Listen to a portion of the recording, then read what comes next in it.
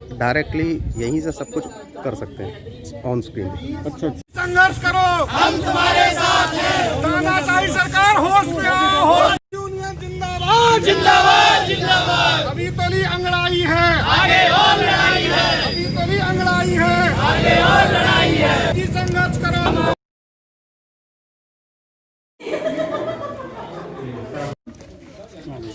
आगे ही आइए आप, आगे।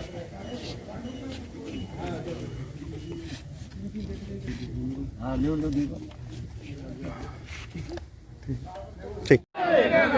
बस पूरे सारे खर्चे। अरे इंस्टॉलमेंट देनी है, लोन फोन है, तमाम खर्चे कहाँ से करें? क्या इसमें एक सबसे बड़ी मांग ये है, हमें we want to close online. Online को बिल्कुल बंद किया जाए। ऑनलाइन बंद हो, ऑनलाइन बंद हो। ऑनलाइन बंद होने से पेरेंट्स का क्या है, हमारे ऊपर पेरेंट्स चढ़ के आता है, कह रहे साहब हमारे यहाँ क्या इतने मोबाइल हैं, आप दिलवा दो। अब पेरेंट्स की मांग ये होगी स्कूल उनको मोबाइल भी दिलवाए। मोबाइल के साथ साथ एक चीज और पेरेंट्स मांग रहे हैं, हम तुम्हारे साथ हैं। अभी तो ये लड़ाई है, आगे और लड़ाई है। अभी तो ये लड़ाई है, और लड़ाई है। इसमें सारी समस्या लिखी हुई।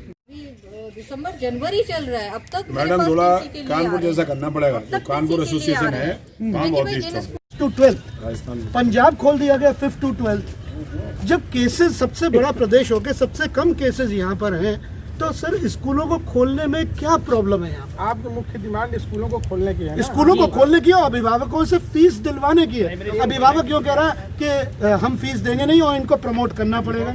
हम प्रमोट करेंगे नहीं। हम सरकार की जो नीति बनाई हुई है कि स्पॉन्सर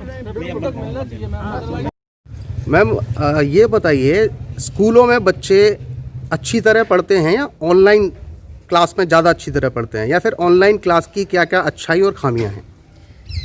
हमारे यहाँ की जो शिक्षा पद्धति है, अगर हम उसकी बात करें तो हमारे यहाँ की शिक्षा पद्धति ऑनलाइन नहीं है। हमारे यहाँ की व्यवस्थाएं ऑनलाइन शिक्षा के लिए नहीं बनी है।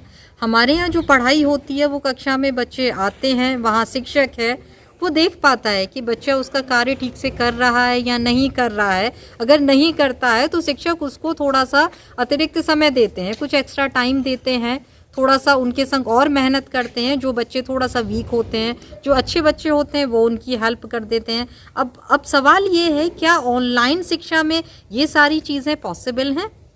नहीं है। आप ऑनलाइन शिक्षा में हम ये भी नहीं देख पाते हैं बच्चे क्या करते हैं। वो ऑनलाइन आते हैं, अपना पिक लगाते हैं और क्लास से गायब हो जाते हैं। फिर उनके पेरेंट्स से हमें बात करनी पड़ती है। जब उनको कॉल कर रहे हैं बीच बीच में उनको कि आप क्लास में प्रेजेंट हैं या नहीं है, तो पता चलता है कि वो बच्चे क्लास में नहीं है। तो हमारे यहाँ का जो सिस्टम बना हुआ है उसमें ऑनलाइन सिर्फ एक साधन था उस समय के लिए जब लॉकडाउन लगा हुआ था। तो जैसा कि हम हमेशा कहते हैं कि कुछ नहीं से कुछ हमेशा बेहतर होता है। ये उस समय के लिए था जब लॉकडाउन लगा था और हमारे पास कोई भी ऐसा माध्यम अन्य नहीं था कि वहाँ पे बच्चों को शिक्षा दी जा सके।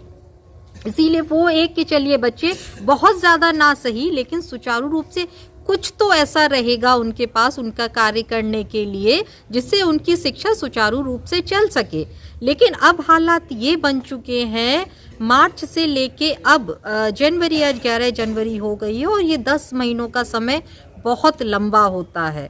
यहाँ पे अब ना तो बच्चे, बहुत सारे बच्चे तो ऐसे हैं जो ना ऑनलाइन जुड़े हुए हैं स्कूलों से, ना ऑफलाइन जुड़े हैं, और ऑफलाइन तो जुड़ने का माध्यम ही नहीं है क्योंकि 8th क्लास तक के स्कूलों को खोला ही नहीं गया है वहाँ पर। तो निश्चित रूप से हमारे यहाँ ऑनलाइन शिक्षा से एक उत्तम शिक्षा नहीं दी जा सकती बच्चों को, और ये हम सब जानते हैं। वो सिर्फ एक कुछ समय के लिए वो एक माध्यम था जिसके माध्यम से कि चलिए बच्चों तक कुछ पहुँचे। लेकिन अब जो हालात बने हुए हैं वहाँ ऑनलाइन के द्वारा भी बच्चों को कुछ नहीं मिल रहा है, ऑफलाइन के लिए सरकार के द्वारा वहाँ कोई आदेश नहीं दिए जा रहे हैं। और अगर इसी प्रकार से ये शिक्षा व्यवस्था चलती रही और जल्द से जल्द वो भविष्य है वो बच्चे इस देश का, और क्यों सरकार ये बात नहीं समझ रही है कि हम अपने देश के भविष्य के साथ खिलवाड़ कर रहे हैं, जो बहुत ही गलत है। और जल्द से जल्द अगर हमने इस पे कोई निर्णय नहीं लिया, किसी भी बच्चे के लिए 1-1.5 साल अगर उसको बिल्कुल चीज़ों से, उसकी शिक्षा से अलग करके रखा जाएगा, तो उसके लिए दोबारा शुरुआत करना बहुत मुश्किल होगा, उससे बहुत ज़्यादा, बहुत पहले से उसको जो है उसके लिए हार्डवर्क करना होगा, बहुत ज़्यादा मेहनत करनी होगी, तब कहीं वापस जाके वो उस जगह पे पहुंचेंगे जहां से कि वो जो चीज़ छूट गई थी उनके साथ।